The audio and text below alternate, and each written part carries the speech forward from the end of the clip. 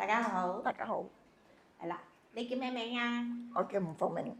係啦，咁咧我見到你咧，其實翻咗教會好耐噶咯喎，係啦，同埋咧又見到你笑容多咗喎。其實你點樣翻嚟我哋恩基家㗎？我細個咧喺李鄭屋村長大，同你識得同村有個徐伯母，佢由細睇到我哋大嘅。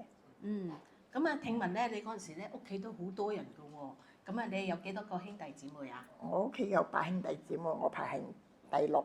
哇，犀利啊！咁嗰日咧徐伯母就帶咗你翻嚟教會咧，好似感恩聚會嚟嘅喎，咁就好似有啲活動參與咗，好開心係咪啊？影相係咪啊？喺感恩節嗰度咧，徐伯母帶我去參加教會聚會咯。嗯，係啦，咁你係第一次接觸教會，跟住都翻咗嚟咧有一段時間係咪啊？不過喺咧疫情嗰度咧，你又好似發生咗啲事喎。喺疫情嗰度你做乜嘢啊？我有一次疫情患咗新冠，入咗醫院住咗49日咯。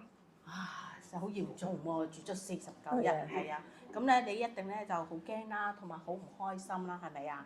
好啦，到你真係咧即係要扭計啦，叫醫生咧俾你出院啦，醫生又俾咗你出院喎。不過你出咗院咧，好快又走去做嘢，係咪啊？係啊，翻咗10幾個月，10幾個月。係啦，即係1年到啦，咁佢翻工咧就翻唔到教會咯喎。到你翻到教會咧，你好開心，你參與咗一個咩聚會啊？週五。翻咗一個週五新天地嘅。係啦，咁同你咧翻開之前教會嗰啲聚會咧有咩唔同啊？週五新天地啲人點㗎？我認識咗啲朋友啊，佢邀請我參加茶聚咯，同埋好激請我決志信主。